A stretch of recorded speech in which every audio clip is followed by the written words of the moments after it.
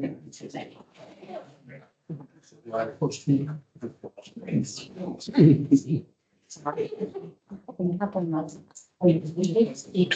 on. Yep, I'm good to go. Okay, everyone. Welcome. Thank you for all coming along tonight, and to those online, welcome. We'll open with our karakia timatanga. That's right. Up on the wall. Mai te pai mauna, raro ki te tai, mai te awa tonga, raro ki te awa raki, tēnei te hapuri, awhia e taratahi, whanau, haere mai te tauki, haumie, huie, tākie. Hey, kia ora, everyone. Look, we recognise, or council recognises that this is a pretty important subject or topic for the Flat Point community, and we realise there's strong views and genuine concerns. So I'm grateful to you all for coming in and attending this meeting. My role obviously is to chair, and I'm going to try and be fair, and I'll be balanced if I can. I want to make sure that everyone who wants to speak has the opportunity, and I want everyone to be respectful to everyone who speaks.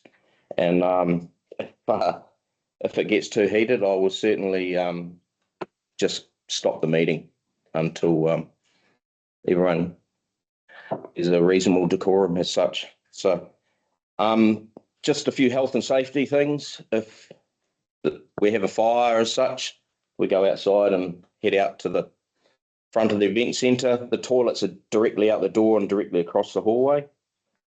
So yeah, just follow everyone. Earthquake, bit of room under the tables, drop, cover and hold. Council will open with our presentation. Firstly, they'll highlight the flood resilience work that was completed out there. They'll outline the consent conditions, new building work, and council's interpretation of the subdivision consent conditions 34-22 relating to the building platform. Then we'll move to clarifying questions, and after that we'll open the floor for discussion and feedback. At the end, I guess we can summarise a few key points from it and takeaways. A few ground rules. If you want to speak, can you please raise your hand and introduce yourself? And please remain focused on the issue at hand. Again, keep your comments respectful and avoid any personal attacks. I may step in from time to time to just keep the discussion focused and on track. And lastly, we're not all going to agree, but we want to have a positive outcome for all living out Flat Point. So with that, I'll invite our CE Jeff to begin council's presentation for you. Thank you. Kia ora, Mika. Thank you.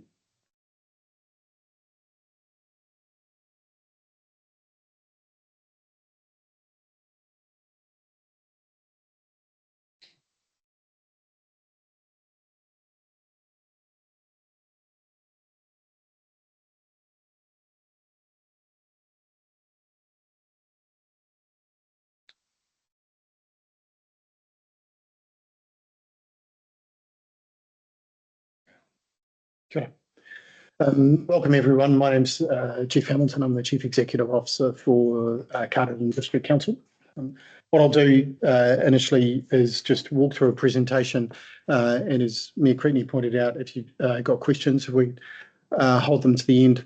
And for those of you online, I just wonder if you could use the online hand, the raise your hand online rather than physically doing it, and we'll be able to see that in the room and pick up your questions there. I thought I know we'd had a couple of requests just to change the order of the meeting. I thought I'd just spend the first 10 minutes talking about flood resilience of two reasons. One is there's often latecomers to meetings, late with their cars or trains or whatever, and I just wanted to give those latecomers a couple of minutes to turn up and not miss anything of the meeting. But also we've done quite a significant amount of work at it. At Flat Point, and I just wanted to show those who don't live out there permanently really what the effect of that was. So first up, we will do introductions. The Mayor's introduced himself. I'm Jeff Hamilton. We have some councillors in the room who may wish to introduce themselves. Jane Burns, I'm a councillor. Sure. I'm Brian Dillon. I'm also a councillor. Simon Casey, ditto, another councillor. And I've got a couple of staff in the room. I have our building manager, team leader, John Tate, and Solitaire Robertson, who's our planning and regulatory manager in the room. Unfortunately, Grace Ayling, our deputy mayor, is due to give birth any day and was advised to stay away just in case tonight was the night. Unfortunately, we don't have a deputy mayor. And we've also got Councillor Gallen hiding over in the back corner over there. I'm not sure all of you will remember Cyclone Gabrielle. It was a reasonably large event that impacted both in our town and also particularly out towards the coast. Following that cyclone, we were able to attach some of our council funding towards government funding, which became available following the cyclone. And we ended up with about $410,000, which is pretty good for a small district. We've spent about $320,000 of that doing flood resilience work at Flat Point, and the remainder will be looking at some modelling work around the Waikakariki stream, which is more in town and towards the western side of town. We initially had a look at building a bund, particularly around the road, just to the west of the settlement. But speaking with Jay, we found out that probably wasn't really a good idea. And so we not only did we figure out a new path, but also Jay allowed us to push that path across his land. Of course, because we were doing work in the river, we required consent from Greater Wellington Regional Council, and that did take a while to get them over the line because it meant that we were doing work not just within 5 metres of the bridge, but we went further upstream and further downstream, which usually we're not allowed to do when it comes to consenting. So the plan around the flood resilience, as I said, was clear drains and pipes. So often we get a lot of build-up of material under drains and pipes. So we cleared those out of the way, clear the bridge, but then also clear upstream and downstream of the bridge. And then we, as you would have known, those who were out there would have seen us construct both a secondary overland flow path and a bund in order to stop when that flow path was being used, that it diverted back again towards the majority of the housing that occurred there. Practical completion was in June, so it was a relative, once we had resource consent, it was a relatively straightforward project. But yeah, about $320,000 of that flood resilience money was spent on this particular investment. And for those of you that live out there, what we've got here to, I'm not sure if you can see my mouse. Can we see my mouse? Yes, we can. Is the proposed flow path with the new bund that was put in here to avoid the flow coming back down towards the residents. And that's further out here towards the road. We had to build a new ford across the road here so that the flow path could come across the road and then divert onto the McGuinness's land and then back down towards the sea. So construction work is complete. What we do find is with flood resilience, the best engineers in the world tell you, yep, it's perfect, it'll work. right up until the time that it floods, and then it didn't work, and then of course they'll go running back to their offices. So it's actually quite good that we're able to see this work in recently. So it was only as I thought people would come in late, which is the whole point of doing this. So yeah, it was only February this year when we were able to get this, and I'm not sure many people. Oh, I'm not going to do that. We'll go back, up. And it's going to let me open this from consenting. So what I might do is I'll just jump into.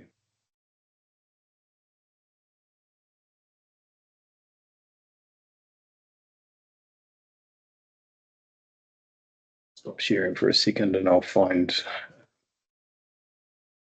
this document, and then I'll bring it back up again.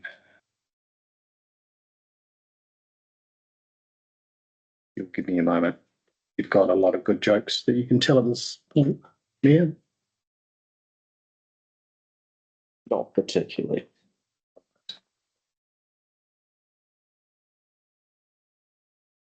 Sorry.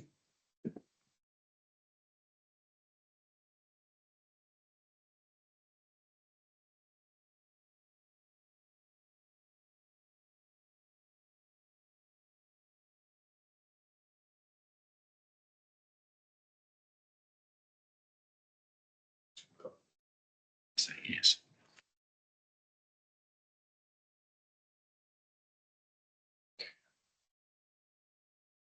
Let me see, that's not showing screen.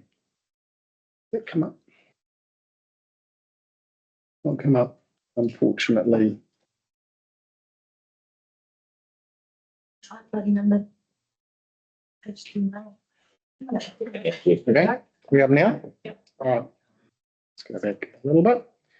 Rightio, so essentially just taken off the road slightly towards the beach, and you can see the overland flow path.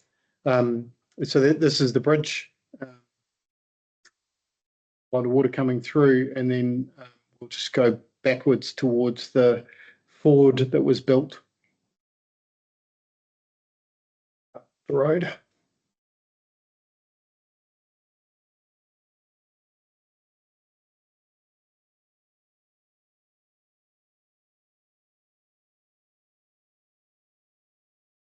Yeah, this was February.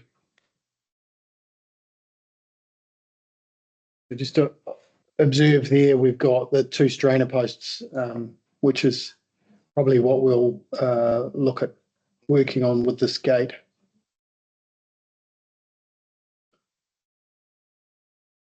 So you can see the overland flow path is diverted to use the ford, and it's pushing water well away from the bridge, and also we didn't get a photograph of the bund, but I'm presuming the bund is also working at the same time. So again, pushing that flow further west and further around the settlement and away from the housing. That area where the gate was, we will look to expand that a little bit so that there's a double gate, because the last thing we want to do is have debris build up on the fence line and the gate. So we'll look to put an extra strainer in there and put a double gate with a sacrificial latch, so that in the event that there is a flood, that those double gates will break open and we won't have debris build up along the fence line as well. So that'll keep the flow running through a bit more. But I just thought that was it was worthwhile sharing. I know that our engineers were relatively happy to see their work in practice working. So yeah, that's a great result. And so if we go back to just our presentation, am I still sharing or not? Did I drop out of that again, Robin? I've dropped out of that again. Okay. All right.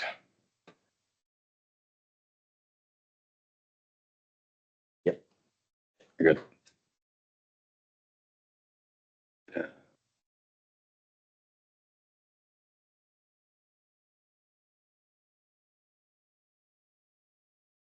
I think this is the next slide. So I guess what we wanted to talk through was a couple of things. in terms of development. We've taken pretty much a flexible approach over the last 24 years with regards residential development. And a question raised by residents early in 2025 led us to have different interpretations of the consent notice and what it was attempting to do. And so we've gone right back to square one and looked at all of the original subdivision consent application, the Environment Court decision, and the follow-on from that decision, and also what was registered on the particular and the individual titles. And what was clear when we had conversations both amongst council, amongst staff and amongst our lawyers was there were a range of possible interpretations on some of the words that the Environment Court used. And so we sought legal advice and I've shared some of that legal advice with you. And what we discovered was that there is no definition of the term building in the consent notice.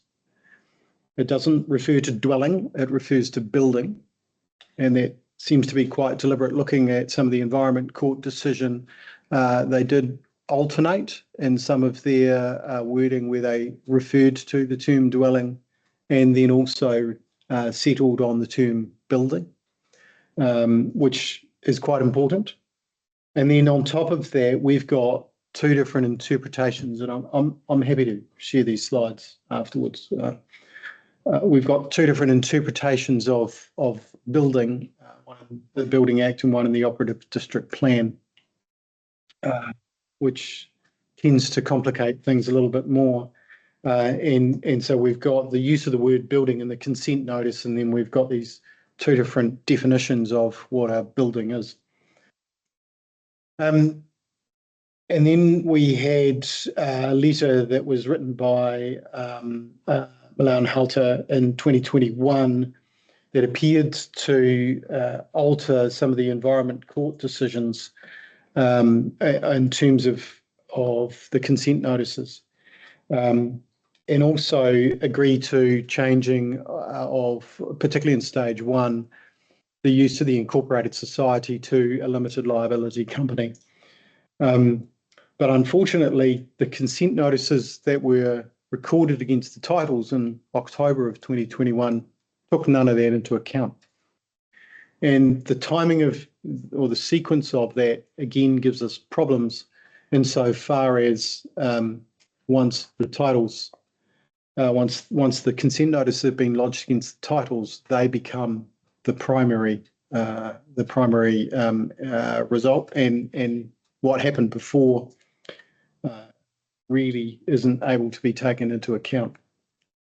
So again, we've got some complications with the consent notices that have been lodged vis-a-vis what's been happening for the last 24 years, operation of a company and some of this ability to build where the ancillary building is touching the building platform, not necessarily in the building platform. And of course, ancillary building is irrelevant because it just refers to building. Down,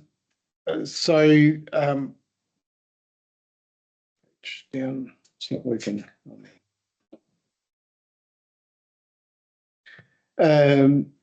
We end up with attempting to unravel three issues. One is, what do we do with what's happened to date? The second is, what do we do with what's going to happen in the future? And the middle piece, what do we do with what's currently going on? And so that was really where we discussed with legal advisors as to, okay, so these are the problems. We've had 24 years worth of development. Now what do we do? And obviously we want new development for those sections that have not yet been built on. So this was the primary driver for us. Where we came to was there's a couple of ways of looking at it. The historical building work really, there seems to be quite a challenging pathway to unpick 24 years worth of historical development. There didn't seem to be a huge appetite from either us or shareholders in order to do that. So we were very keen to figure out a way where we could say what's happened has happened, and we need to look forward rather than looking backwards. So we've chosen a date, which is the 1st of April 2025, and said, look, anything that was built, consented and approved and completed before that date has been done. And where there may be some building work that is unconsented, and that will have its own challenges, but where it's been consented, there's really not much point in attempting to unravel that. New building consents. So the second question we had, which was, so what do we do with new development? New building consent applications we thought needed to be processed in a flexible manner, similar to the way that previous consents have been developed and processed in the subdivision.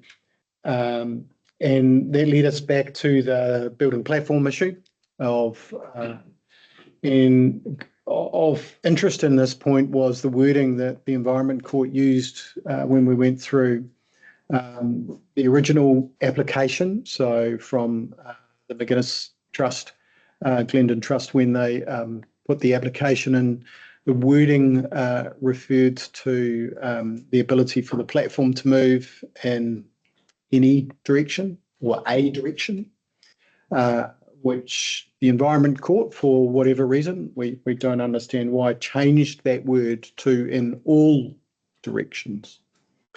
And we could speculate as to why they did that. I don't know, but that's what they did. And all directions gives the possibility of going in opposing directions. So I had 3 or 4 people in the room at the time, and I asked them what that meant. And I ended up with 3 or 4 different answers, and everybody had, well, it means 15 by 15 and you're able to move it around, or it means 15 by 17, or it means 19 by 19. I don't know what it means. I don't know what the court thought they were trying to do. I do know that it's unclear, and so we've taken the widest possible interpretation of that. And then we're looking from, because we've set our line in the sand as 1st of April 2025, we said anything from April 2025 moving forward, we'll look to use the new interpretation for those new consents. And as I've got there, there's 2 paths that we're dealing with. There's the planning and consenting, which is the consent notice on your title certificates. And then there is a building consent process. And the building consent process is outlined in the Building Act. And that is that's what John and his team look after. And the planning stuff is outlined in the consent notice. And that's up to council to determine on how we deal with that planning consents. So unless building work, and this requires a building consent, so this is a Building Act sphere, or a certificate of acceptance, unless it meets a whole lot of exemption criteria under Schedule 1. And if you want, we can outline what those criteria are, but they're in the Act, and they're essentially designed for things that aren't dwellings, pole sheds and such, farm buildings and such like. So, but the challenge we've got is they have to meet all of the criteria under Schedule 1 in order to be classified as exempt. Otherwise, they require a building consent.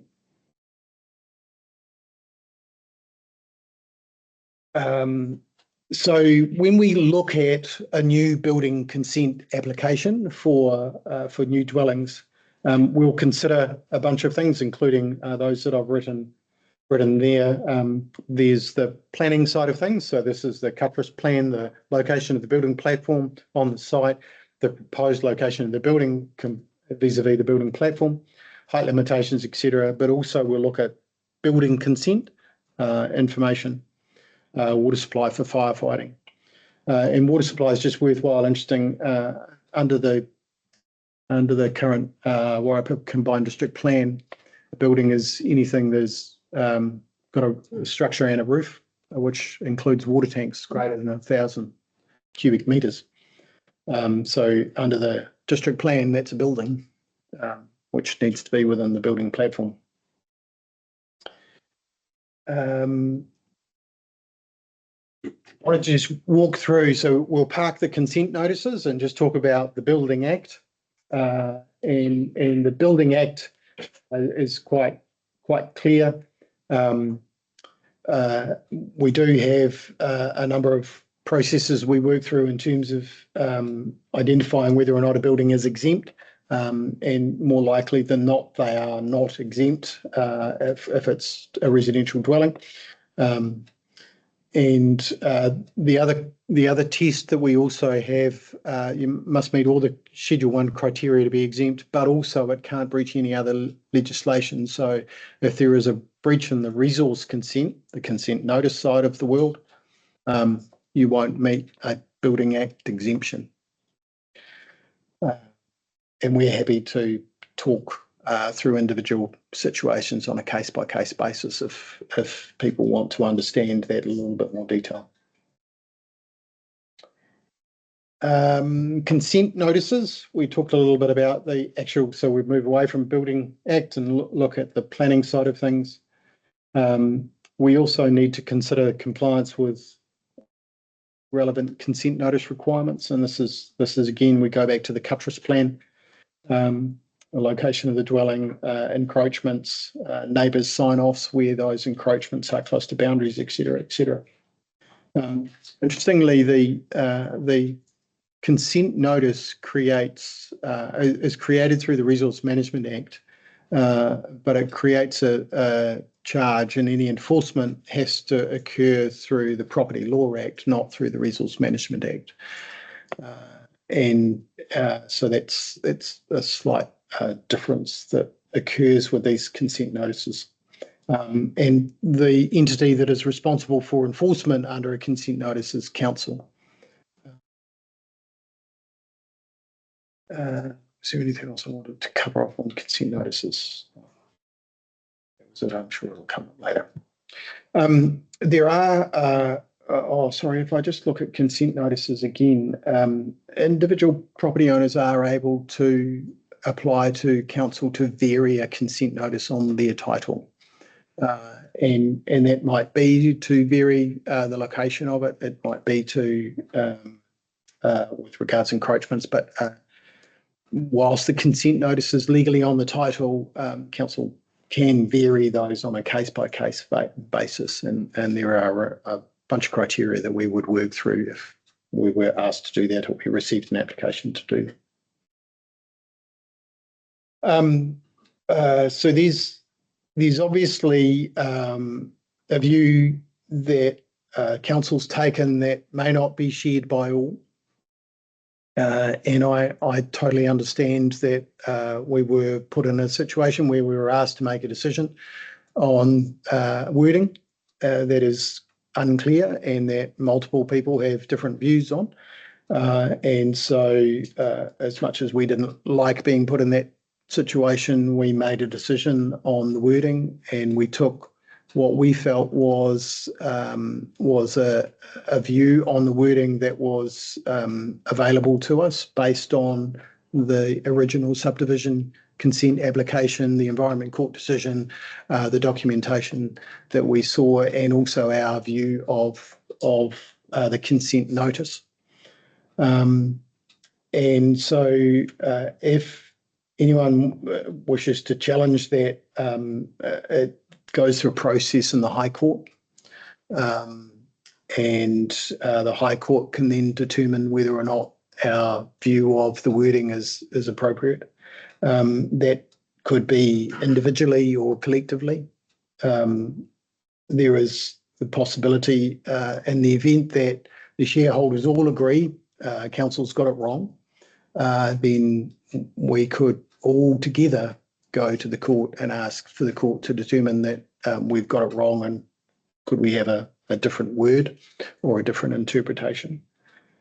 As I said, individual property owners could potentially apply to change their individual consent notices based on their proposals or build. So that's the escalation path of the consenting side of things.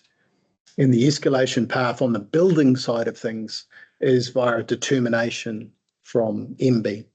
And that's a relatively straightforward process. You might see the press stuff produces a whole bunch of articles about building work that has been subject to a determination. It costs about $260 to lodge a determination, so it's significantly cheaper than going to the High Court.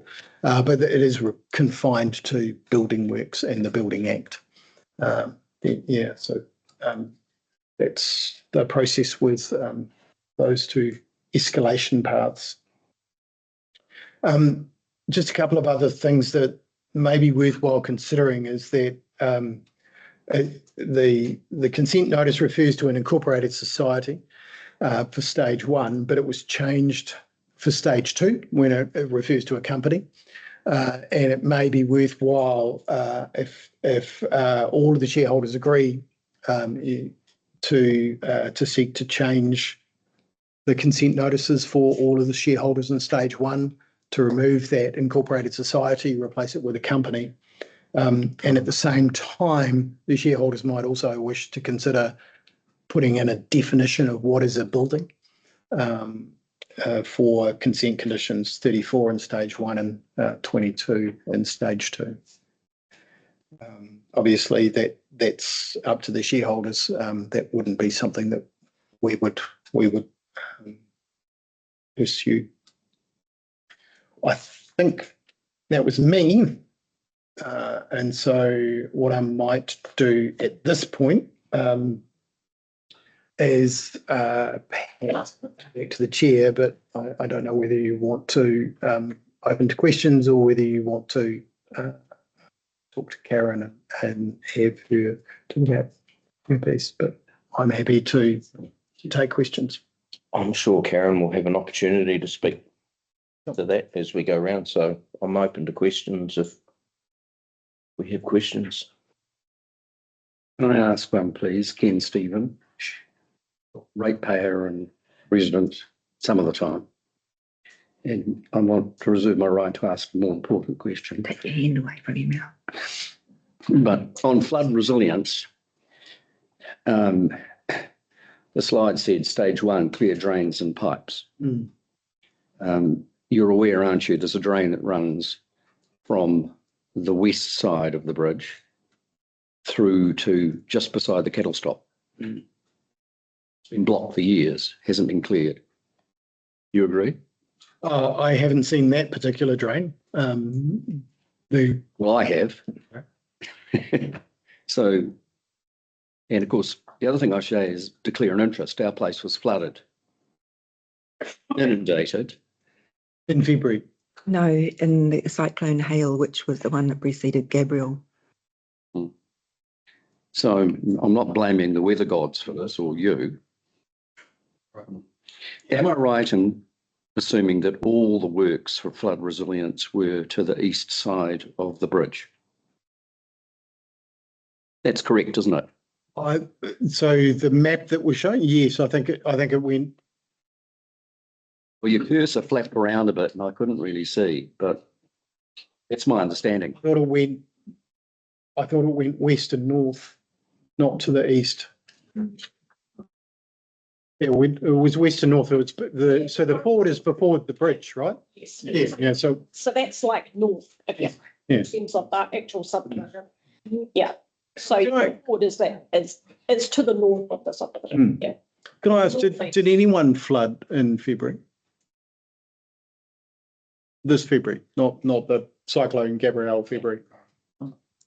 Yeah, but the weir, the concrete weir that you put through, I hate to burst your bubble, but that shoots the water straight down our access to the beach. There's been no provision put in there to stop the water going down and scouring up the road, which used to be The access to the bridge, to the beach, yeah. No, it used to be the original course of the river years ago. That was where the river went down, and so it was. So there's been no provision made to stop the excess water going across that concrete there and through the paddock, and before it gets into the river, it takes a left and takes out our gate and the road Yeah, down to the beach. through the top of the bund. Yeah. Yeah, All right. so it's round the top of the bund. I- I'm happy to take that feedback. And yeah, I think it's good feedback. We're happy to receive feedback at any time around it, things like that. So Engineers were happy with the results, but Yeah. they did look further down the, you know. I think things like that could be, an event might occur out there which is twice as bad as the one in February, and we might see quite a few different things occur, which there may have to be more work done out there in the future. So I think there's probably forever going to be changes out there with how we deal with the stormwater. But for me, I think we should be focusing on the actual consent notices and so forth if we can, and those other things can be raised in just in an email to council. Chair, I've got Mike online. His hand up. If we can take Mike, if you can hear us. Yeah, g'day. Hey, thank you. Couple of questions. One kind of related to the flooding issue, but it's a consent notice one. So we're one of the sections in the newer subdivision with the height limitation or height restriction.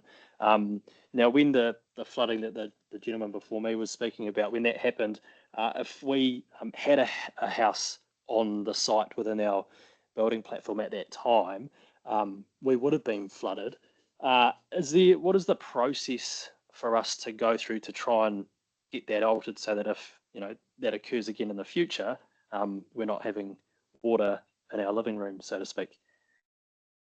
In terms of diversion of flow, it's a requirement under, I forget the legislation at the moment. You can divert flow from uphill, but you can't block flow from uphill. So the challenge, we have this regularly in Carterton because it's flat, is overland flow is very difficult to manage because it does tend to move between properties, and so I think what would be most appropriate, Mike, was if you brought your individual plans to council, and then we might be able to look at the building plans to see whether or not it's more a height request change, as opposed to dealing with the.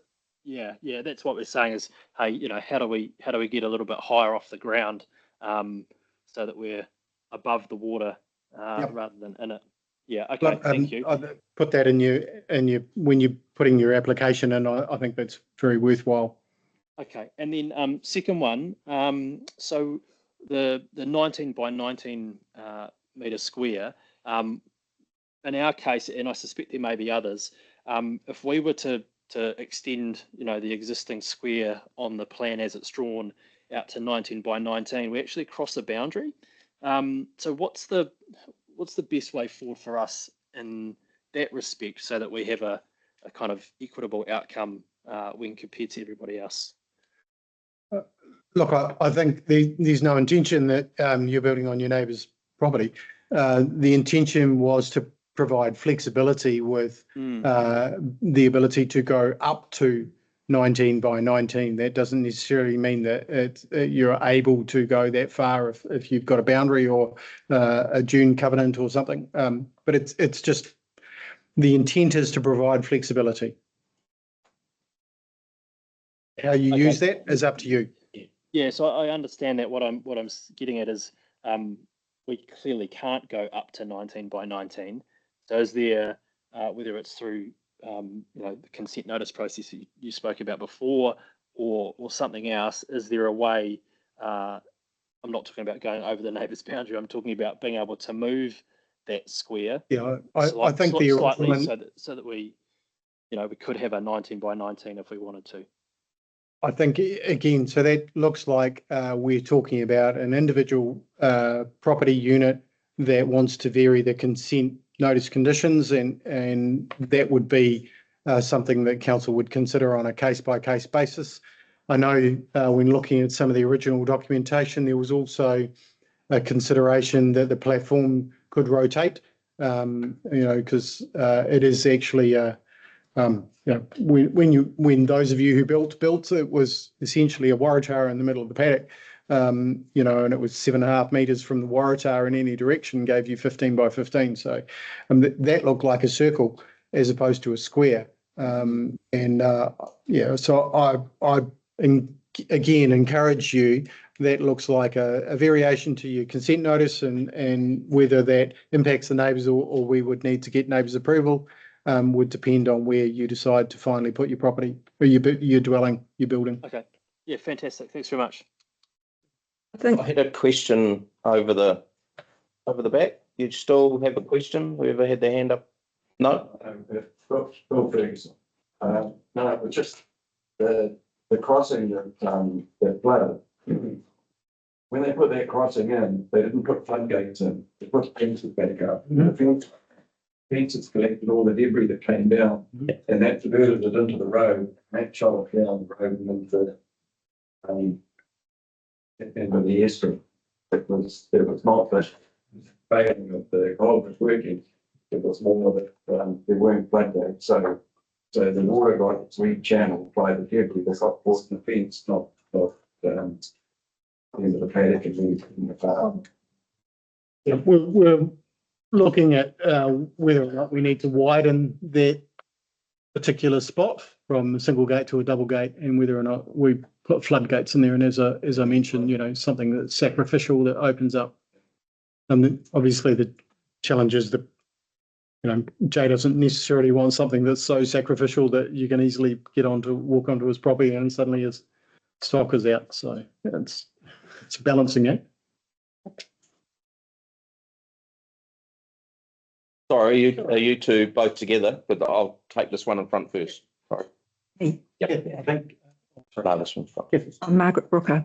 I think I personally, in my interpretation of the building platform is that it's 15 by 15 for quite a number of reasons. And the point that Mike just made, that if he went to the 19, it would be on the neighbour's property. That's another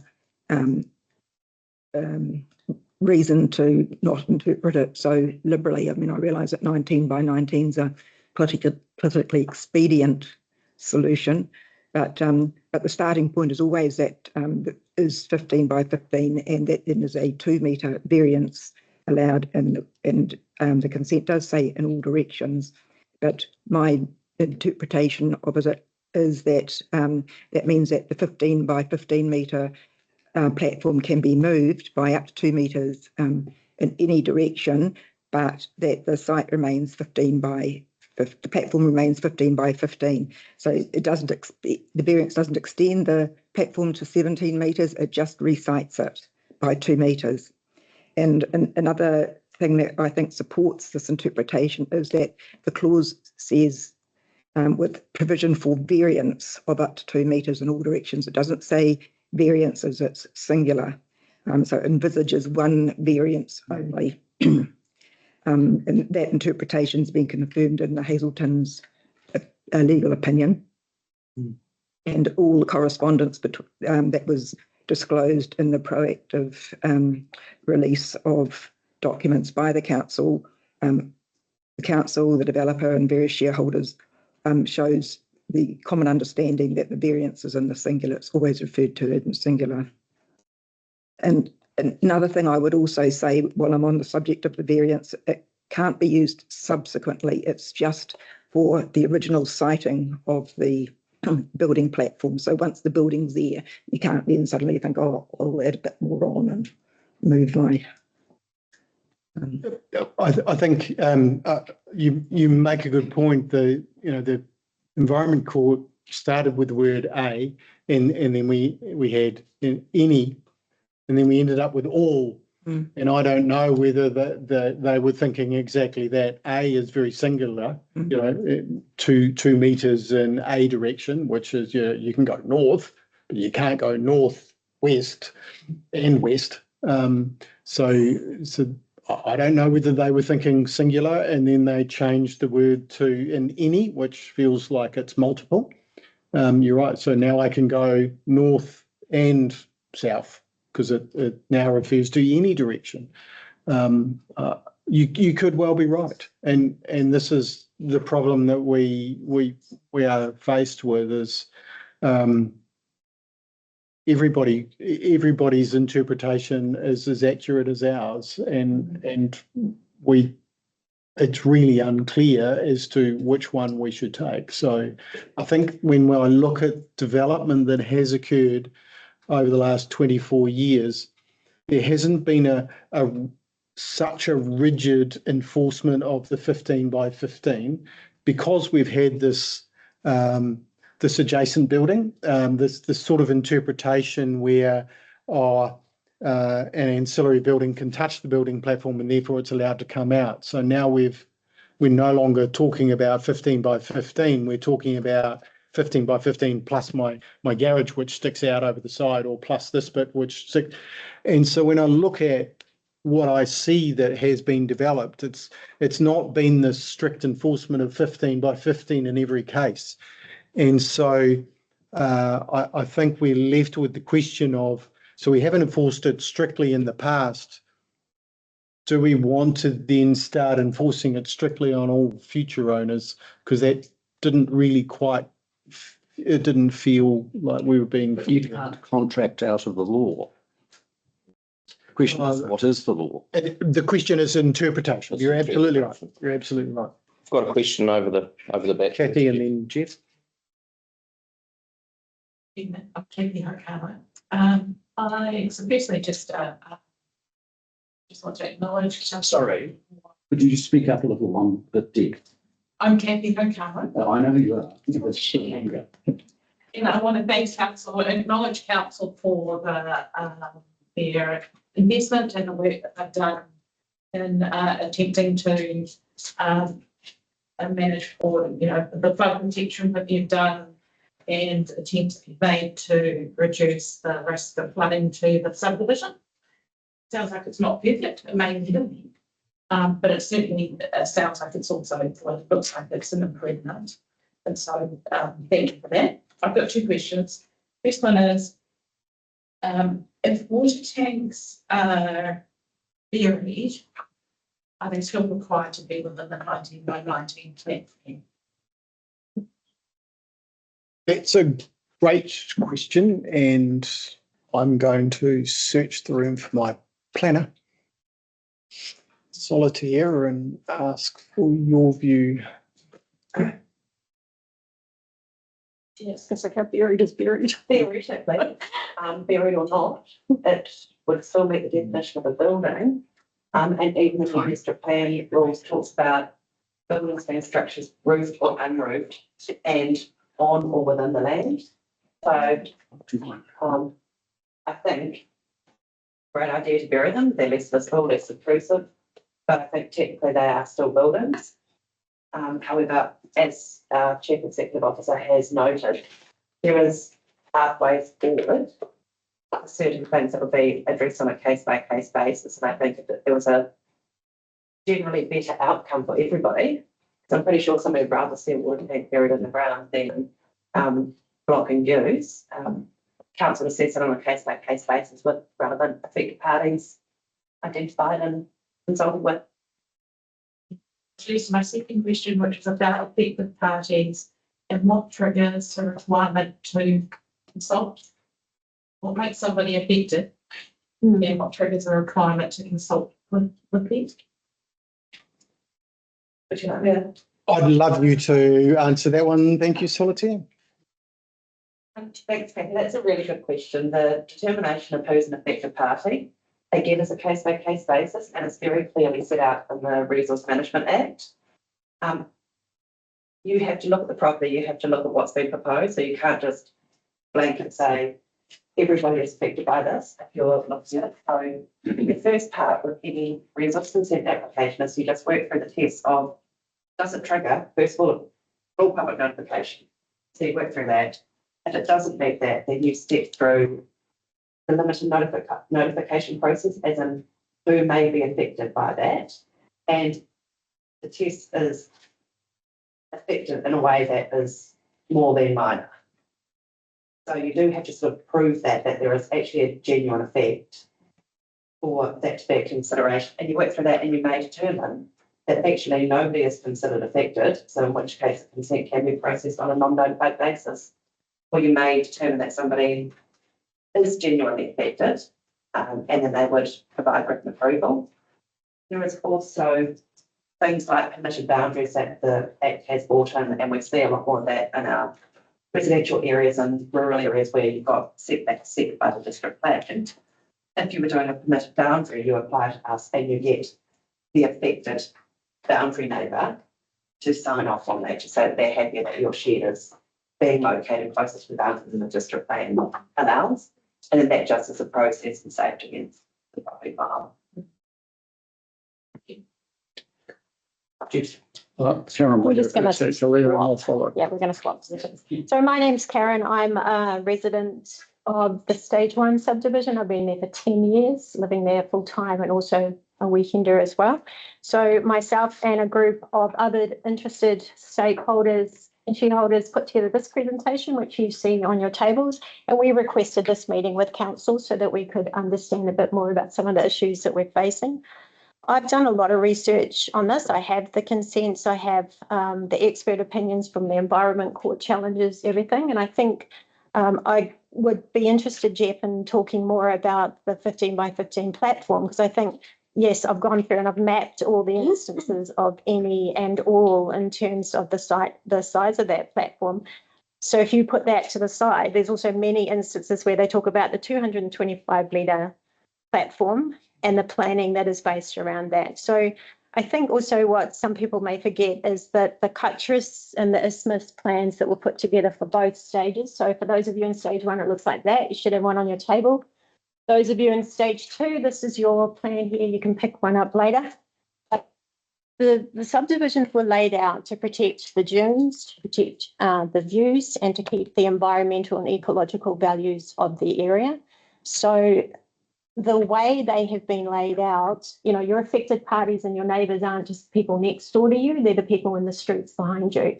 So if you look at the ISMIS designs, they mapped it out, they did all the variations of what everybody would see from their houses so that their sea views were protected, their green views were protected, and they were not encroaching on the neighbours and things like that. So you need to think about that when you think about whether you're building or how this is laid out. It's not just where the platform is, it's about these plans as well. So I would encourage council to go back again through all your historical documents and look at the instances where we've had expert opinions base their advice to council around a 225 metre platform, which can move as a whole in those directions in order to maintain everybody's views and the environmental and ecological values of that site. And I think that's really being lost here. And we have the documents, we have done the research because these places are really important to us. So you need to think about that. And I think putting a line in your presentation about saying to people, you can go to the High Court and challenge council if you don't agree it's a bit on the nose. I think there's a lot more discussion before it can get to that point, which is why we asked for this public meeting. I take your point. I would like to, I wasn't attempting to throw down the gauntlet. I just wanted people to know that there is escalation paths available. We as council considered whether or not we wanted to take this to the court ourselves and ask court for an opinion. We felt that the interpretation that we had landed on was acceptable and readily achievable for us in terms of the wording that was available. Also, if I look at the letters that were occurring post the Environment Court decision before the consent notices were lodged, and this is between the applicant and council, and there was a lot of work going on, and this is where we ended up with this ancillary building touching the building platform issue. There was work going on that was trying to find ways to balance development outside of what was essentially a square box platform that would restrict every single building to 15 by 15 and a square box. And that's what we saw in terms of some of that interpretation. Now, unfortunately, when the consent notices were lodged, a lot of that didn't occur because their consent notices were the wording as we now know. But we did see that there was an intent to be a lot more flexible with the building platforms, and that's the interpretation we took. And I fully accept that not everyone agrees with us. I fully accept that. I have we had going to go to Duncan online. Duncan? Hi there, it's actually Duncan and Natalie, but I think Natalie's going to talk to this first. Kia ora, we're from 4 Beach Road, Lot 3. We haven't built yet, we live in Wellington. My question relates to the water tanks, as they are now defined as a building and therefore required to be within the 19 by 19 metre platform. I would like to know if you have considered the requirements under the NZ Fire Service Firefighting Water Supplies Code of Practice, alternative firefighting water. There's actually a diagram there which shows that any alternative source, which would be our water tanks, it can be no closer than 6 meters to a hazard.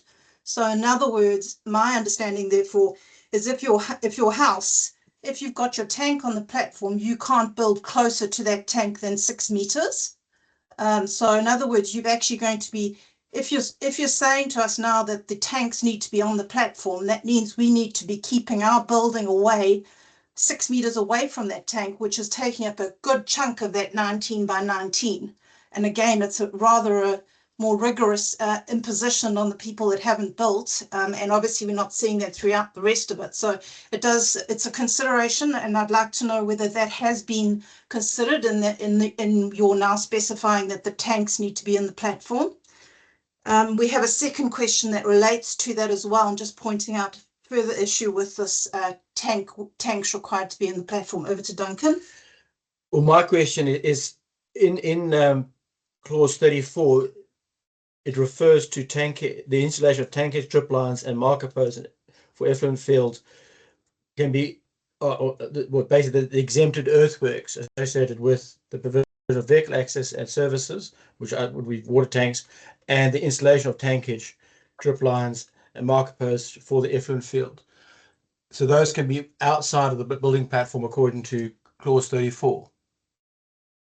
Yes, so I'm going to refer to Solitaire on the firefighting code of practice, which was unavailable when we went through our combined district plan hearings recently, but has recently become available. But in terms of the tank lines and drip, you are correct. Consent condition 34 refers to those wastewater effluent tank lines that are able to be outside of that, but that's not a water tank per se. They are effluent fields. No, so, I disagree, because there's no tanks in an effluent field. The tanks come before the effluent field. So any tankage, so that tankage, I believe, because it also refers to services which we water tanks anyway, and tankage refers to water tanks and septic tanks. So those the water tanks, septic tanks can be outside of the platform. As they are for basically virtually everyone else who's already built, their tanks are outside of the platform. So the ones that the McGuinness installed originally on various platforms were placed outside of the sections, should I say, were placed outside of the building platforms. So that was the intent at the time, was that those water tanks would be outside of the building platform. And so my interpretation is that the word tankage refers to water tanks. Right. So look, what I will do, rather than get into the code of practice at this point, I think that's a really good question. We might need to provide some clarification, but I would note that the firefighting code of practice was not available when the district plan was considered, and it is relatively new. So we will need to consider your question there as to whether or not that does alter our view on water tanks. Unless you had something to add, Solitaire? So I'll planning on taking as an action to follow up on. Yeah, just to mention, the firefighting code of practice is from 2008. So you're correct. It does come after. I guess it's still, relevant, however, in this day and age. I'm sorry, there's been a new issue since 2008 that's very recently occurred.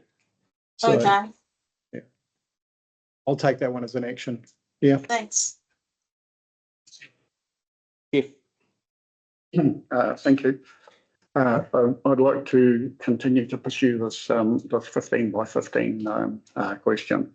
I don't recall being consulted on the matter, and we bought into the settlement. It's getting up to 25 years ago, not quite that, but let's say around 20 years ago, and we bought because we believed that the provisions that existed then would guarantee us key elements of value. And the principal one, in lots of respects, was actually a quality of life value. That is, that we'd have views, that we wouldn't be interrupted by other buildings, that the layout of the place would be amenable to a nice style of living. And of course, as part of that, we would retain the value of our investment. We bought in there because there was a covenant, and that the covenant undertook to support a range of practices that would retain the value of our property. Now, the covenant in particular doesn't go into the whole question of views, and the reason why it didn't is because the Cuttress layout and the 15 by 15 was deemed to be the best way to preserve these views. And any and all of what was said at the time, there was no mention of 19 by 19. And you would have thought that if the intent was to be 19 by 19, that it would have said that. But it didn't say that. And so we bought, and it's on our title, that it's 15 by 15, and that was the basis on which we came in on. That's the basis we made the investment on. We looked at other places, such as Riversdale and a number of others, and thought, that's a bun fight. We don't want to be in a bun fight. We want to be in something that's more protected and that we can have confidence in. And we weren't that happy about the high level of flexibility that was going on. I mean, you sort of got to accept that people might want to change things a bit, and there's some common sense and all of that sort of thing. And the McGuinnesses were probably quite flexible in the way that they looked at things. But what you get is, over the years, you get a slow erosion of standards. And now we've got to a point where we're saying, well, we'll actually make the erosion of standards the standard. So we feel like we bought into one thing and it's been turned into another, and we haven't been consulted on the matter as it happens. I'm not aware of this having happened. So if the council has made a decision on this, I mean, if you take into account some of the points that Karen made and some of the points I'm making here, not just the legal questions, the moral question of intent and what we were trying to establish, then I think this thing has deviated away from what was set up. And we think that's a very sad situation. I understand. I also, I'm challenged by the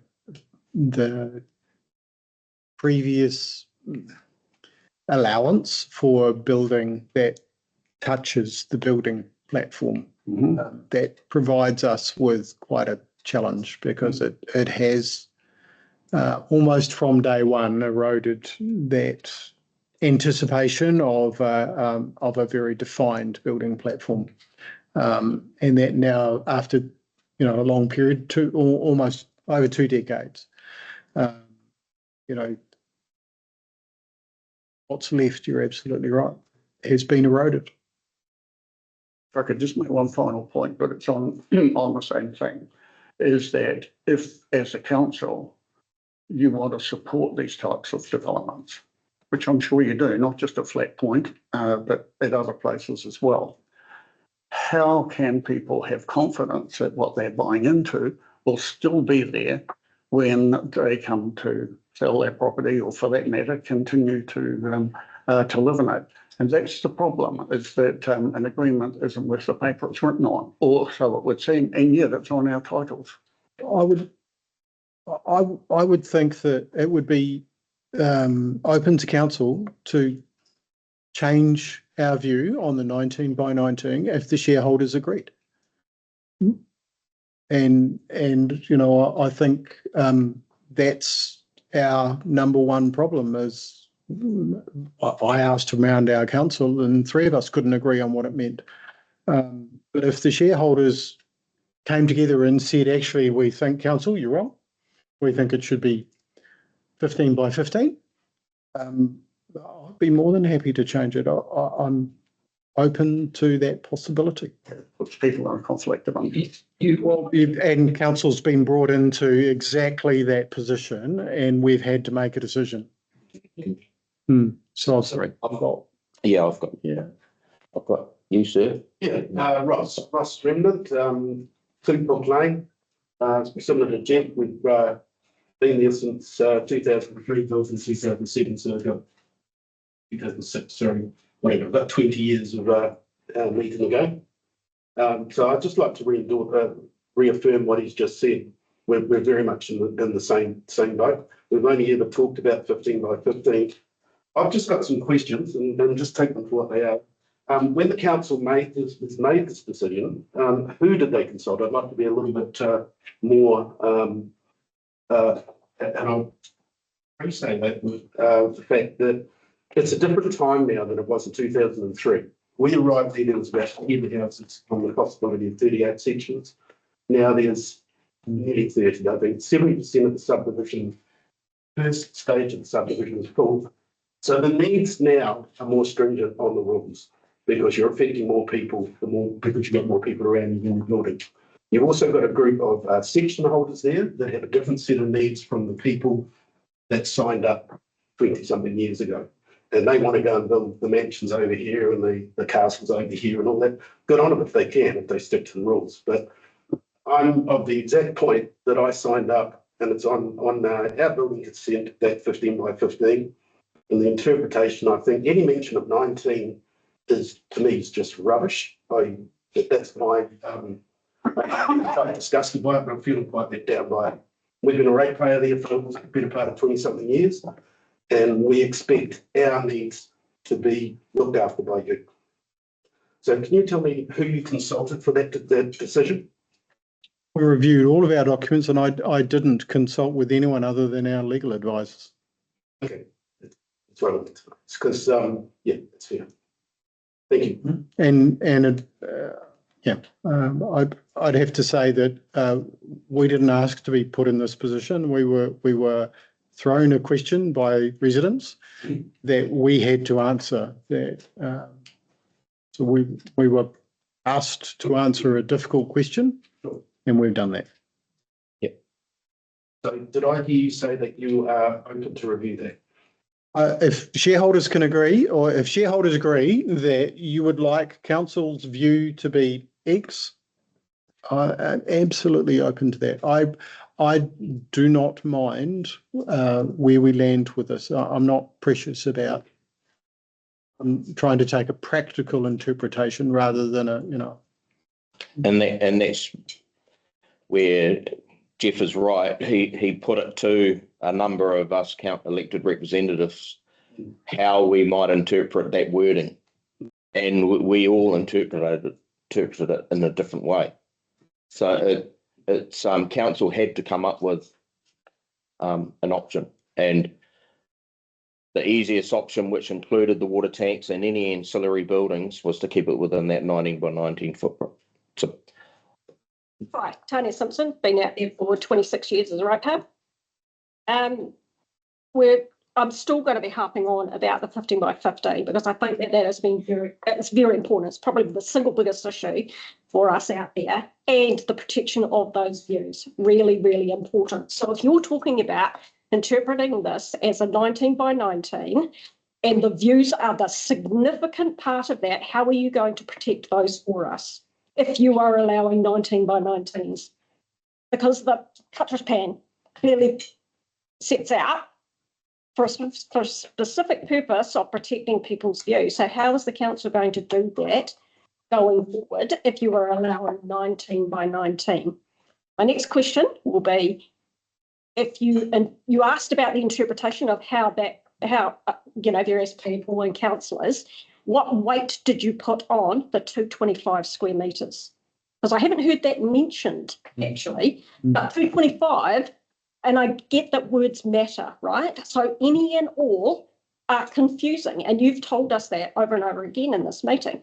But 225 is pretty exact, right? And that's 15 by 15. So how have we managed to stretch 225 square metres out to something beyond 360 square metres?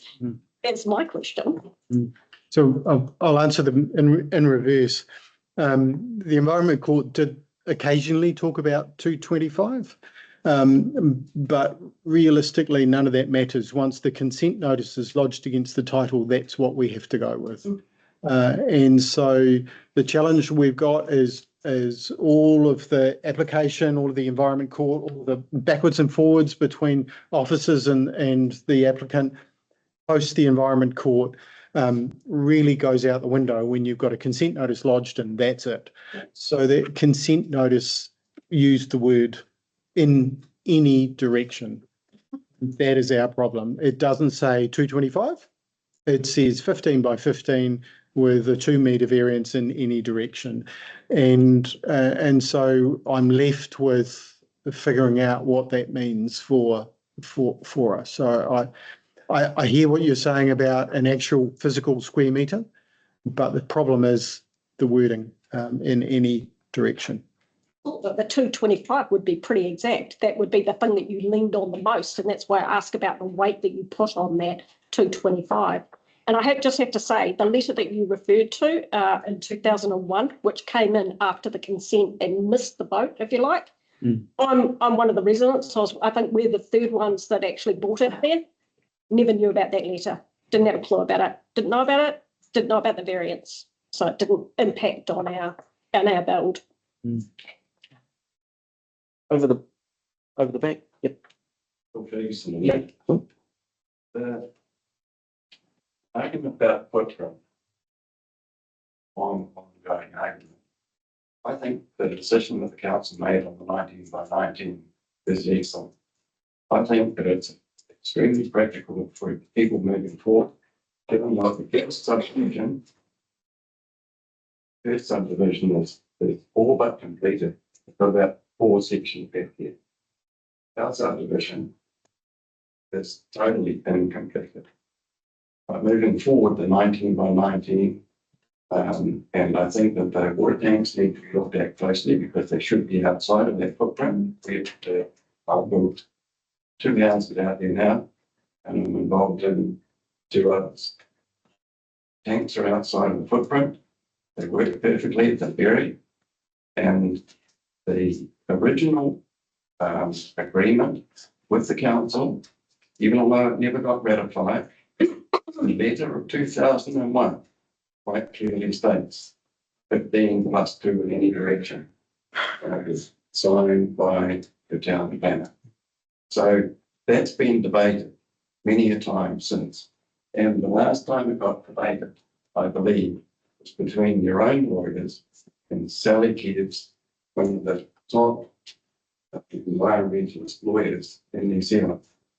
And that's, they agreed on the 19 by 19. I think we should move away from the argument of 15 by 15 and just get on with, have a good look. Just get on with the business of having a good community out there. I look at this, and I, like every other one from our community, have never seen this before. I just jotted down some figures. There's 42 shareholders in our subdivision. There's 39 in the front subdivision. Those on this represent 12% of all shareholders. And I feel that the council's been hamstrung by 12% that want to argue about 15 by 15 platform so that they can keep legal proceedings going against those who during the change of the agreement built sheds. And if it's let lie, they don't have an argument. But if they can get 15 by 15 pulled back in, they'll continue to argue about a garage that got built that they're so opposed to. I think you need to move on. Sorry, could I just get you to answer my other question? You said you would do it in reverse, so I asked you about the protection of the views. So tell me how you as council are going to protect the views of those if you were talking about a 19 by 19. I wonder if I could lean on my planning manager, just in terms of protection of views. The court gave us a set of conditions, and those conditions are in the consent notice, and that is how they view the protection of views will occur through that consent notice. And the challenge that we've got is it's unclear as to the court's intention from those condition notices. So that's how we give. Those are the tools we've been given to manage the mitigations that the Environment Court considered. Views was one of them. So that's all I've got. Yeah. Consent notice. So you would have had a plan. There would have been a plan in terms of showing from each of those subsections what the view shaft was going to be for each of those. It was done for stage 2 or South Beach, this one. Yeah. So you will have that in your records to show where those views are supposedly being protected for each of those. So would that not be a document that you would rely on in terms of protecting, in terms of the views of those sections? Part of the application of the consent. So the application really is superseded once the consent notices are lodged. So, thank you. Get that. I thought briefly I would refer to the actual consent terms. It's always good. Mm-hmm. So it's clause 34, restrict buildings, restrict solid fencing and earthworks, except earthworks associated with the provision of vehicle accesses and services and installation of tankage, drip lines, mark posts and effluent disposal fields to the 15 by 15 building platforms, right? Restrict. Said that 3 times, so I won't say it again, but you got my drift. Then, with provision for variances up to 2 metres in all directions. Now, in my view, that means you can take your 15 by 15 and go this way, this way, yeah? And as my wife said, but not once you've established it. Even on the most generous interpretation, you can't get 19 out of 15 by 15 plus 2. Even my school C maths, which was never very good, gets me to 17. Yeah? You agree? No. Again, it's an interpretation. Okay. You got a legal opinion from Hazelden Law, didn't you? Yeah. Yes. Yeah. It doesn't say anything about 19 by 19, does it? Well, I've just read it. It doesn't. Okay. Sorry, I won't cross-examine you. That's unfair. I'm here to be I'm trying to be transparent with how we came up to where we landed. It's just been really difficult. Invitation, right? You're fixed with that opinion, aren't you? No, I'm absolutely open, He's already stated. absolutely open to changing the opinion. If everyone agrees we've got it wrong, I'm more than happy to change the opinion. And I think what I'm hearing from the room is you'd like us to take a really hard look at water tanks. Because that's come through. Look at 19 by 15. Yeah. But the challenge I've got, and I hear you, the school, 15 plus 2 is 17 in anyone's world. But 15 in any direction plus 2 could be 15 plus 4, because you can go in any direction. I can go north and south. And that is our problem. Then my suggestion is you get another legal opinion. It's an easy thing to do. You know from the tone of this meeting You know that how much I've spent so far? well, it's $60,000 on legal opinion, on one word, on all or any. you spent I'm money. really reluctant, and I'm not being difficult. I'm just saying that that's quite a lot All right. to come up with, and it is a difficult question. So I will acknowledge that it is a very difficult question. Can I ask one last question? Sure. Because I've had enough of the other people's time. Have the Harrises threatened legal proceedings? I'm not going to talk about any individual property owners. I'm happy to talk generally, but I don't think it's fair to talk about any individual property owners without the permission of that property owner. And I wouldn't do that. That would breach confidentiality. Right, my answer. Just from my perspective, you're talking about asking for another legal opinion. Council could get another legal opinion, and then another person from Flatpoint can say, we want another legal opinion. We don't agree with that one. That's just going to go round and round in circles. So to me, from my position as mayor, the shareholders need to get together and actually sort this out between yourselves, because council has a position. And if you're not going to come together to try and change that position from 19 by 19, then that's the Well, mine's made up. No, Ken, he didn't say that. He said, Bruce, and then I've got one online. Bill, and then I've got Duncan online, I'll come to and you. then Jane, and then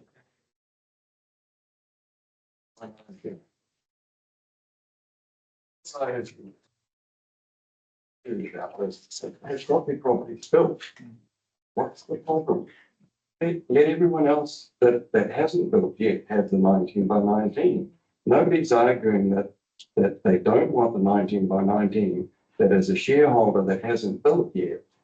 It's the shareholders that have built that are arguing about the 19 by 19. And I think it's time that got right. I think it's time we moved on. You've all got your houses. Don't try to dictate to everyone else who hasn't built a house what you think they should have. I agree with the council. 19 by 19, and it's been hammered out by lawyers and argued in all sorts of meetings. I think it's time to move on. I've got Duncan, then Jane, and then Margaret.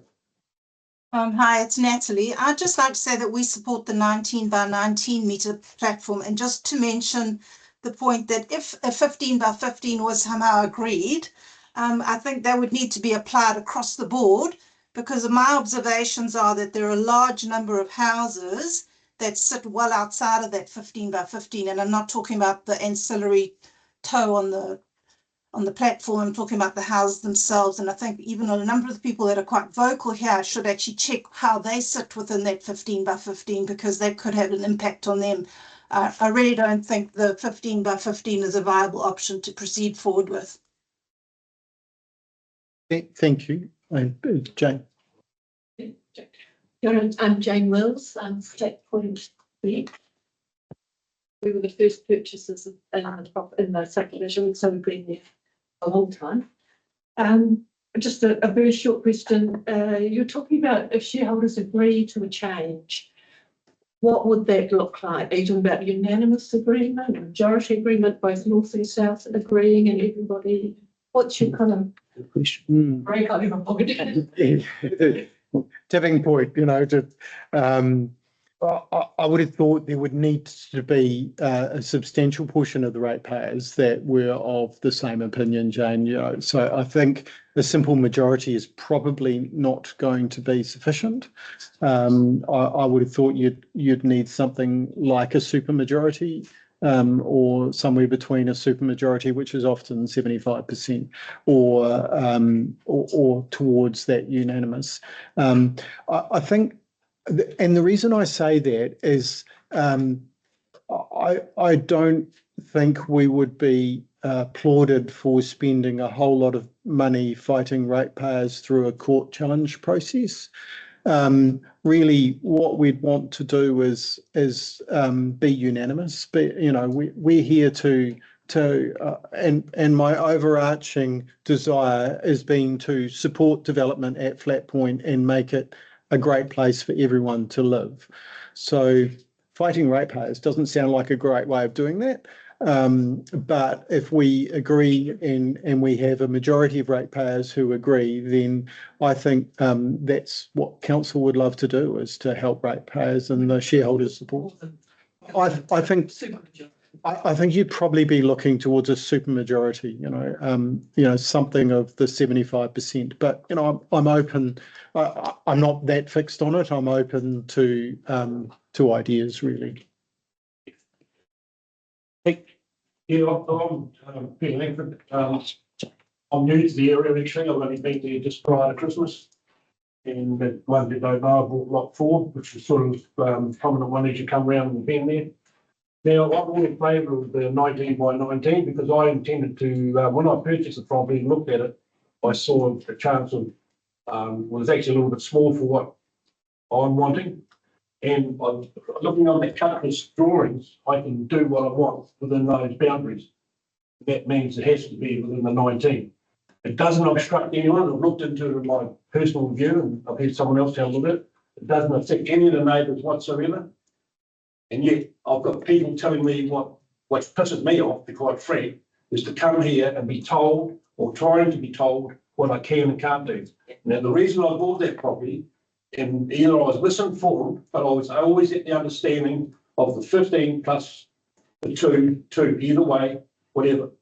That is how I bought it. And as far as I know, the ones that are sort of up in arms about all this, I don't know, I just can't understand it. I'm very disappointed actually, because I believe, and from what I can see over in stage 2, I wish I had actually bought over in that area. Yeah, I wish you'd go there. But I honestly cannot see the reason behind all this.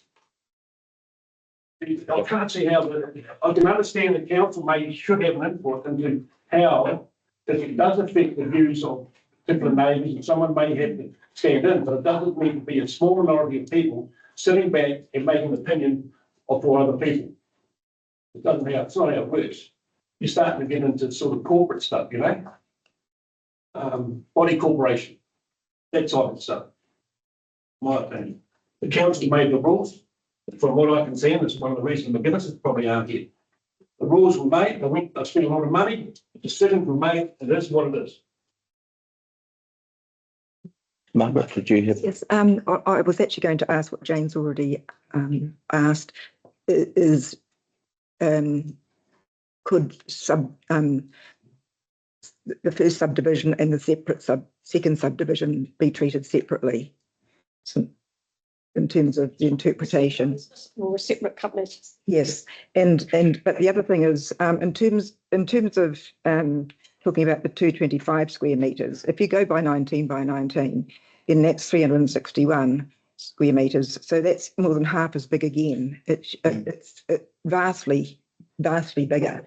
And in law, normally, if something is unclear, you look back at the background. And so the Environment Court decision and the Environment Court mentioning 225 square metres, and it specifically said it maintains open views for each site towards the coast. I mean, that should be taken into account in the interpretation of what is meant by any and all. That's a good question. I think if I look back at the Environment Court, they used a number of different things, and we ended up with a consent notice. The Environment Court also used the word dwelling. Now, the use of the word dwelling in the consent notice would have completely changed what we're talking about here, because garages would have been outside. You know, it would have been very clear that we weren't talking about water tanks or garages or ancillary buildings. But they didn't. They used the word building in the consent notice. And so I take the point that we can go right back to the Environment Court, but I think the consent notice overrides that, and particularly where they've used words that we are left with.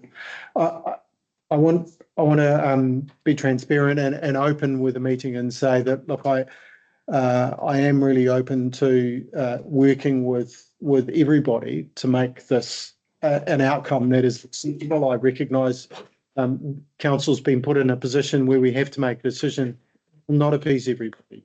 But I also want to state that if the majority or a large proportion of you think that we've got it wrong, we're happy to look at it and consider it again. So what I will do is I think both you and Jane have asked an interesting question that I want to ponder, which is, can stage 2 be treated separately? The challenge I've got, and I'm just spitballing off the top of my head, is the consent wording is identical. In terms of condition 34, condition 22, the consent wording, I know there is a company, the consent wording allows stage 2 to have a company, but this particular clause that we're talking about, I thought was identical. The word that is used in this clause in any direction is identical in both stage 1 and stage 2. And that is, so that I'm just a little bit cautious that saying we could treat stage 2 differently because it's the same wording in both. It's actually all directions, but it's semantic. All, yes, all, sorry, any. I think the Environment Court started with A, went to any, and then ended up with all, which is the problem. But yeah, I think this particular troublesome clause is identical in stage 1 and stage 2.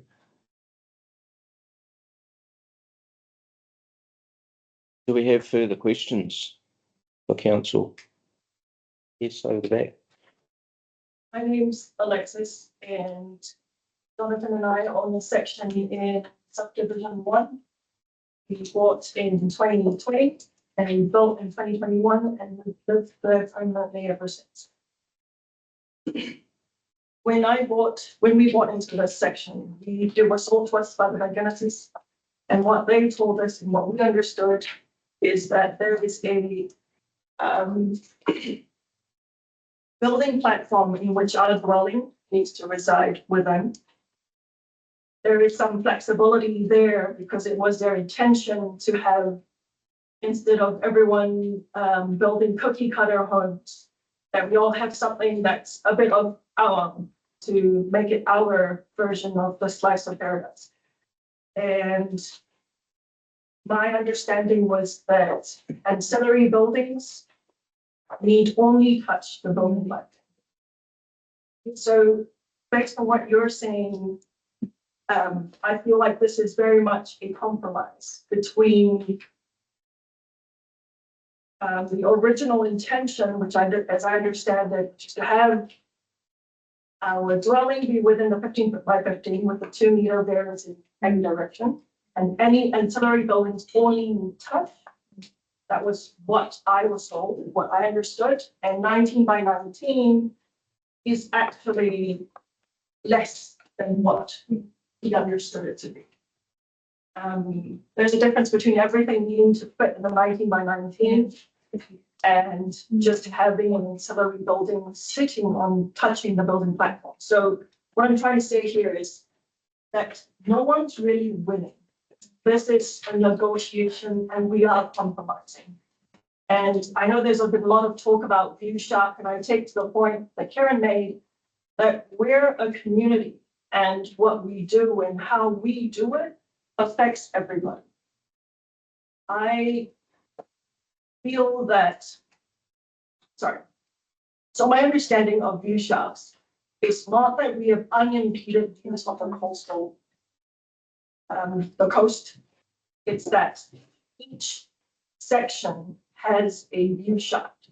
So it's a shaft that is unimpeded because of the way everything has been plotted out. And it's not that everyone gets to see the beach unimpeded. And I understand for a lot of people who have been here for a long time, you get used to having these views. I think also it's about gratitude for what you have had for as long as you have, but in reality, there are 39 sections in the first subdivision, only 28 are built. The rest are still to come, and we're arguing about view shaft and what that means. We're in a very unique situation where our developers who put all this together, who went through all the processes, are still alive and are still around and are willing to consult it. Why are we arguing with this when we can just go back to them and ask for clarification? That is my thought. And if we are going to make any changes, I think it's worth asking everyone. Maybe the council is in the best position to do this as a neutral party, to reach out to everyone, because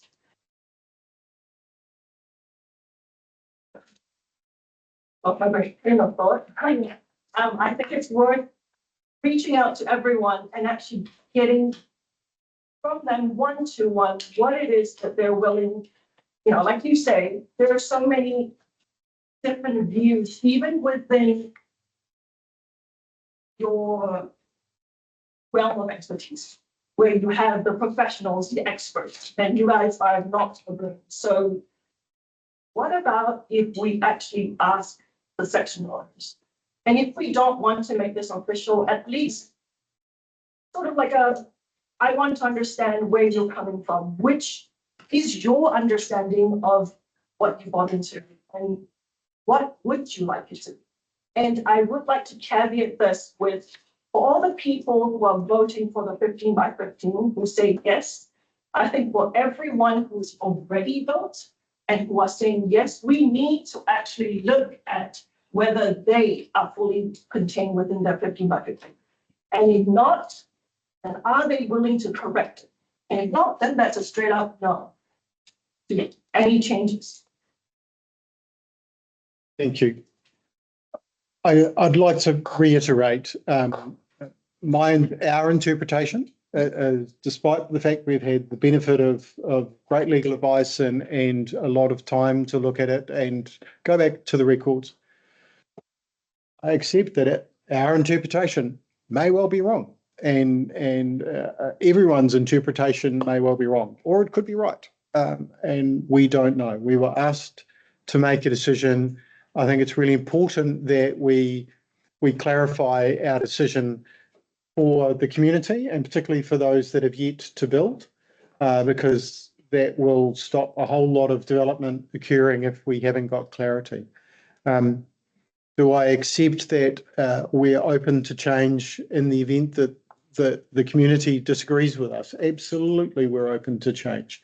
What we're about is trying to encourage development at the site. We're open to trying to make things absolutely as clear as possible, despite the fact the consent notices have used wording that isn't really as clear as what we would like.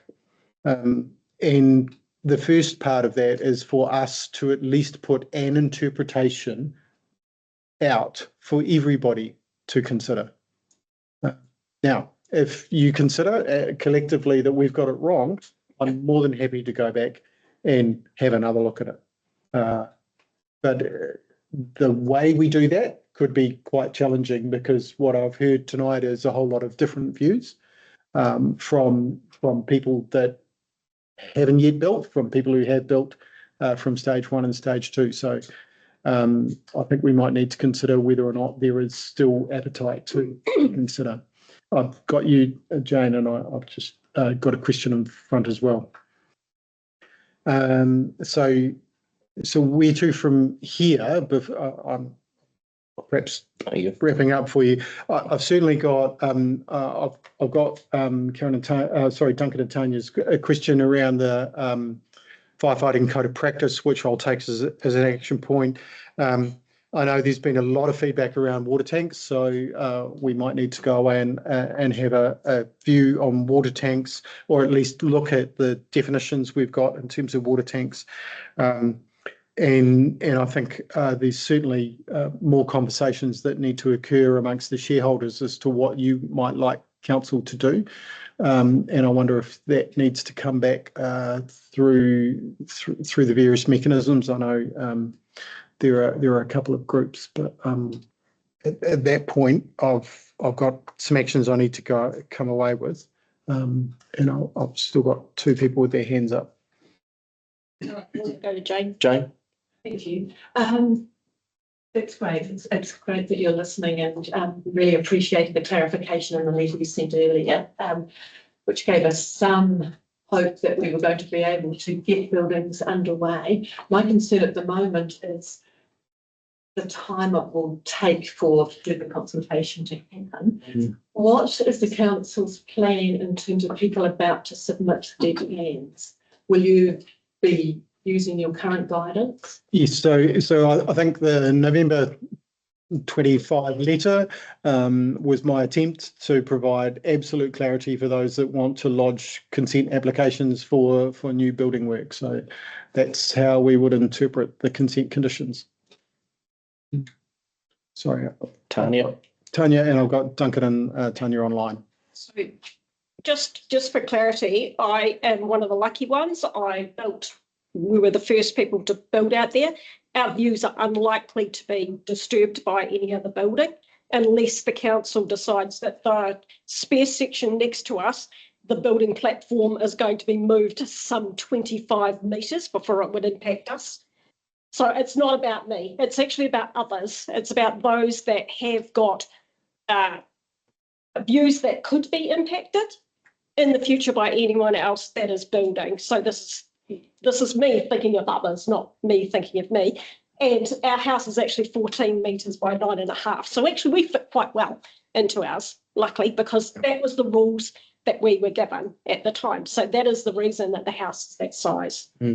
I think even our water tank probably fits slightly out of that, but outside of that, even our septic even fits into our 15 by 15. So we've followed the rules, right, that we understood them to be. So my other question would be is we've got extremes, right? So we are arguing that this is the rules that we followed in terms of the 15 by 15, and you have taken it to the extreme of 19 by 19 now. But we have talked about 17. So why did you not move to the happy middle and say, right, there are extremes, here are our extremes, and we're going to consider the 17 rather than the 19, because that's extreme. 19 is extreme. No, that's a fair comment. That is a fair comment. I think the issue that probably lent us towards taking 19 was in any direction, and that gave the ability to go both ways. All directions, which meant you could go left and right, as opposed to in a direction, which would suggest you can go one way. It's much more singular. I do acknowledge, your property is, as you say, maybe within that 15 by 15. I also acknowledge that there's been a property at the back of the room that's recently been sold by the McGuinnesses that was told a different story, and that is quite challenging for us to navigate. That's the difference, isn't it, in terms of what you're verbally told and what is actually lawfully on your title.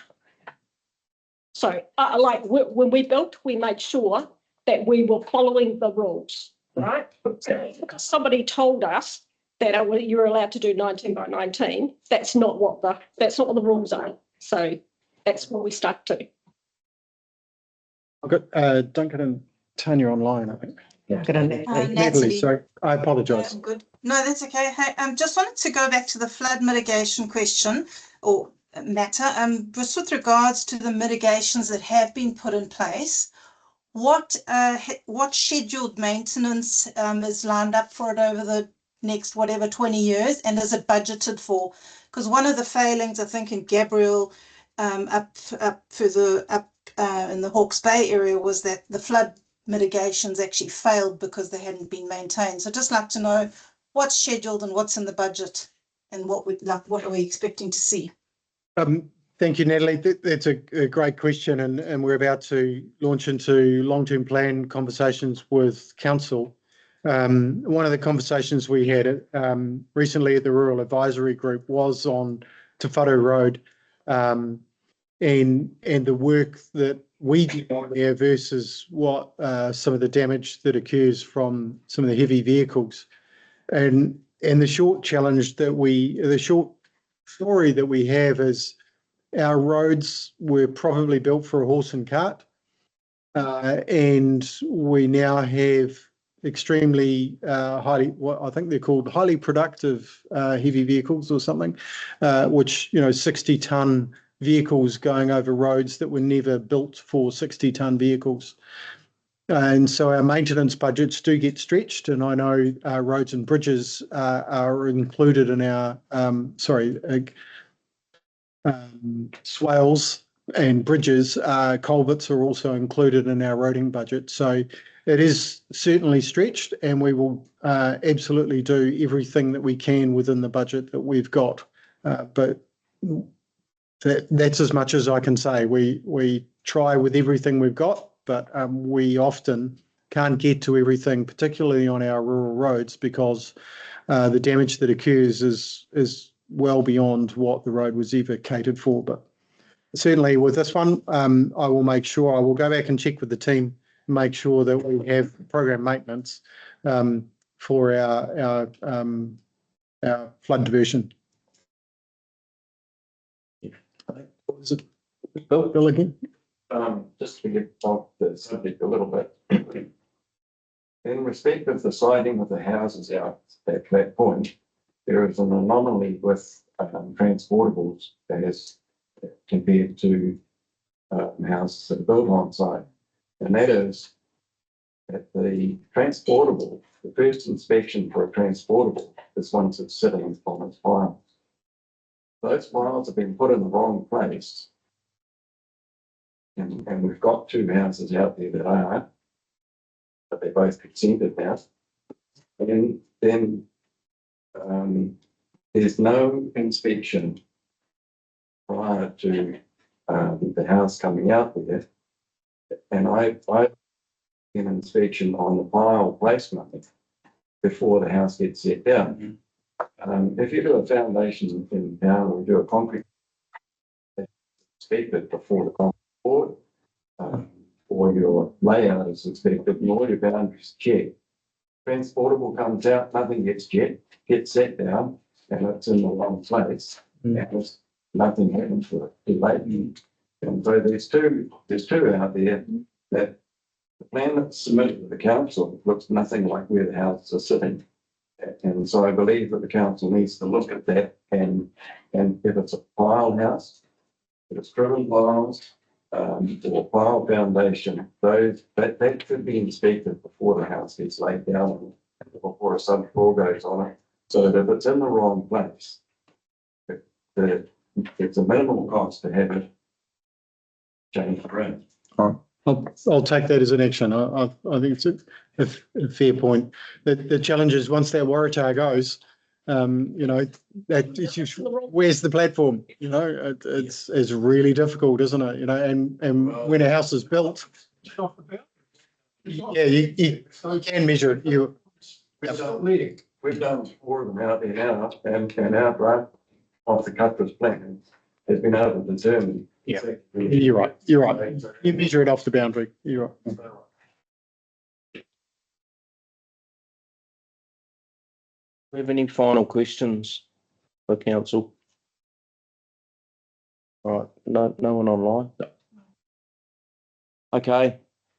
Look, I just want to thank everyone for coming in and the respectful way that you conducted yourselves. I think that says a lot with how you can potentially talk together, and whether you come up with a solution that you can present to council, and whether it's 17 by 17 or 19 by 19, I think the ball's in your court, really.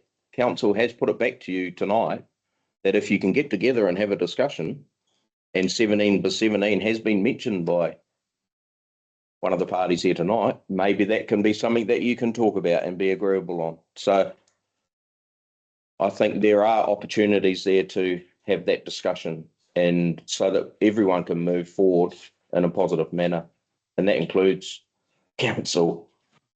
So I just want to thank you all for coming in. We really appreciate it. And thank you for sharing your views, because we are here to listen and to work with you all. But People coming along in your time. Thank you very much. thank you. Thanks to those online as well. These, not for those online, but for those in the room, there is plenty of food, so please help yourself before you leave.